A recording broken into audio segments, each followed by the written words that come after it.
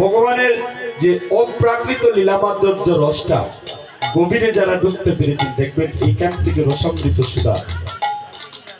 বৈষ্ণব পদাবলী কীর্তনে গান গাওয়া লাগে না, যদি ভক্তি করে মহাজন সিদ্ধান্ত ব্যাখ্যার পদের মধ্যে যদি ঢুকতে পারে, বলেছিলাম না রসগোল্লা গালো নিলে বোঝা যায় না, যদি জিহ্বার দেন তাহলে স্বাদ বুঝতে পারবে। হরিবল।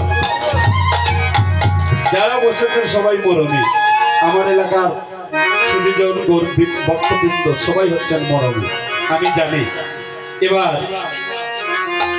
দেখুন শ্রীরামও কাঁদছে, আবার ভগবান কৃষ্ণ গোপালও কাঁদছে।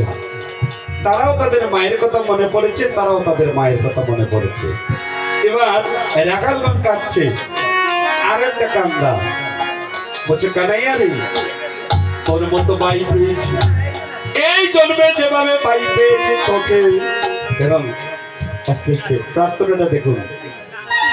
এর জন্য রাখালরা বলছে, কানাইয়া আমাদের জ্ঞান নেই, আমাদের বুদ্ধি নেই, আমাদের জ্ঞান নেই, বুদ্ধি নেই, ভক্তি নেই, আমরা সাধারণ রাখাল আর তুই অলি রাজার ছেলে। লক্ষ্য করুন, হরে কৃষ্ণ, যে আমরা রাখাল, সাধারণ রাখাল, আমাদের জ্ঞান নেই, বিবেক নেই, বুদ্ধি নেই, ভক্তি নেই। তবে কানাইয়া এই জন্মে যেভাবে তোর সঙ্গ পেয়েছি, হরিবল, এই পারে যেভাবে তোর সঙ্গ পেয়েছি, প্রার্থনাটা দেখুন। এর জন্য বলে যেজন গৌরাঙ্গ বোঝে সে বড় চতুর। বলছে এই জন্মে যেভাবে পেয়েছি, এই পারে যেভাবে পেয়েছি, ওই পারে গিয়েও যেন তোর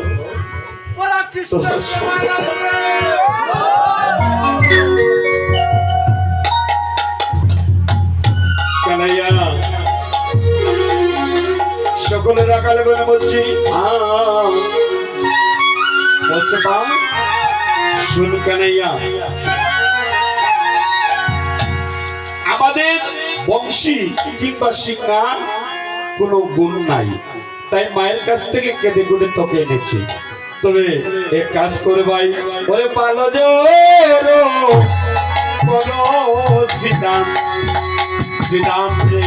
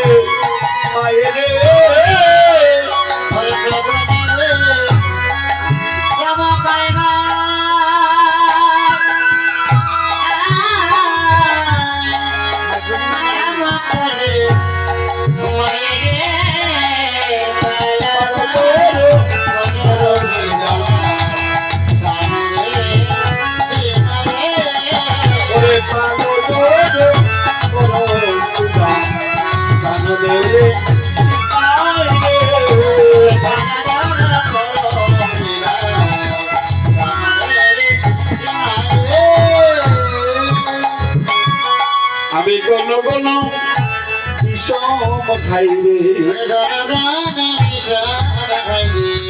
আমার মায়ের কথা মনে হইলে কোন কোন বিষম খাই রে,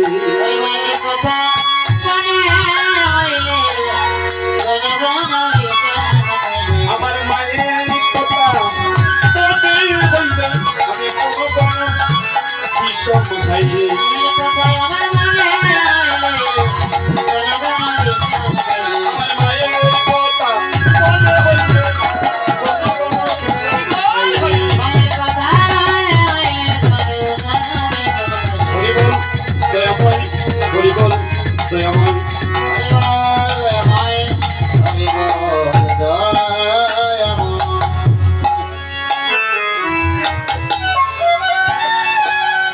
হরে কৃষ্ণ, আমরা বিন খাই না নিগো, ওই কথাটা বিশ্বমের কথাটা বলছেন যে কোন কোন